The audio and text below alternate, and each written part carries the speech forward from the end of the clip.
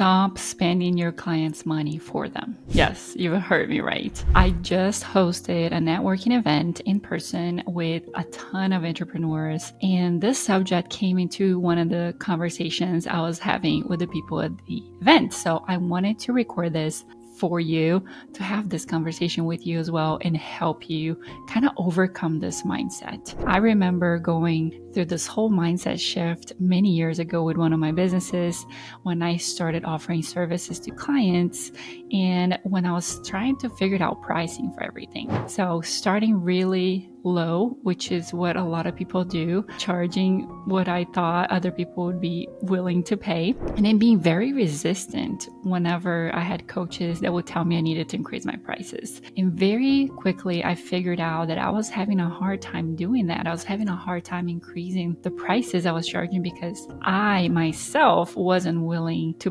possibly pay that much as a client. So I was having a hard time wrapping my head around the concept that somebody will be willing to pay thousands of dollars for the service that I was offering because I wasn't really valuing that service as a consumer. What we have to learn as a service provider is that we might not be our ideal client, right? So you're offering a service to solve a problem. If you don't have that problem yourself or don't see the value of that problem, you are going to have a hard time charging that high ticket price for the service you're offering. So there is an important mental exercise that you need to go through to understand how to charge that price confidently, how to talk about that money with confidence with your clients. And I think a lot of it comes from understanding where people come from when they're spending money on something, right? Whenever you were talking about purchases that are more emotional purchases, there are high ticket purchases that are a ton of value, right? They're buying the value, they're buying the quality of the service, they're buying the experience. You can have a hard time kind of associating a price to that. But the important thing is to understand that when you are talking about your offer, when you're offering something at a high value cost, you need to be confident about speaking that price, about speaking of the value of what you're offering. And it's hard to do that if you don't believe that somebody could be willing to pay that amount of money for your service. So it took me a while to become the consumer that I was serving. And once I did become that person that pays for convenience, that pays for the experience, that value high quality things that are going to last longer, it was so much easier for me to sell that to my clients because I could step in the shoes of somebody that actually understood what I was paying for. And it was so much easier to help them see the reason why they should spend that money, help them see the value of what they were spending the money on, and more importantly, help to connect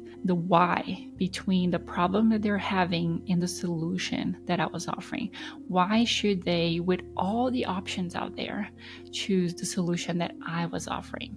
So the conversation about money kind of came along at this networking event. And one of the things that we were talking about is how important it is to be comfortable talking about money, to be comfortable talking about making a lot of money, about wanting to make money, and about liking money and the good things that come with money. And there's such a negative connotation and kind of mindset, belief, limitations that come with the conversations about money. A lot of times when you ask people to complete the sentence like rich people are or money is, you're going to find out that a lot of negative things sometimes get associated with rich people or money. Money's evil. Money doesn't grow on trees. Like things that we hear as we're growing up really build the foundation of how we see money as an adult and how we react towards money. So very, very important to kind of work through those limiting beliefs that you have regarding money before you can fully reach your potential to sell something that is a high ticket value to your clients. It's so important to be able to freely talk about the benefits of having money, how money can help you do good things for other people, can help you provide for your family, can help you have meaningful time with your kids, having free time in your calendar because you can now pay people. You can delegate people to do tasks that you don't have to be sitting in front of a computer doing. There's so many good positive things about having money, and we need to start focusing on that a little bit more and kind of rework our framework when it comes to how we think about money, how we believe in money. This is something that I speak to my kids very often. We have conversations about money and why it's important to work hard to make money or work smart to make money, and how money is a good positive thing. I want my kids to understand this mindset from a younger age so they don't have to go through the struggle that I went through to transform how I saw money. And it really does make a huge difference as you're selling a product, as you're selling a service. If you do just change the way you think about money, the way you think about the value of service, about paying for an experience versus just a product. So I wanted to share these thoughts with you. We'll love to hear your thoughts in the comments, and maybe tell us a little bit about how you overcome some of those limiting beliefs about money, and how did that help you be a better provider of service, a better provider of a product. Again, the word salesperson comes with some negative connotation, so I like to talk about provider of service and provider of a product. So I would love to hear from you. I hope this was a helpful little tip, and I'm here cheering you on and wanted to make sure that you have an amazing business. So as often as I can, I want to leave some tips here for you guys on the channel. Make sure you subscribe and follow us so you can continue to learn strategies to grow your business. I'll see you next time.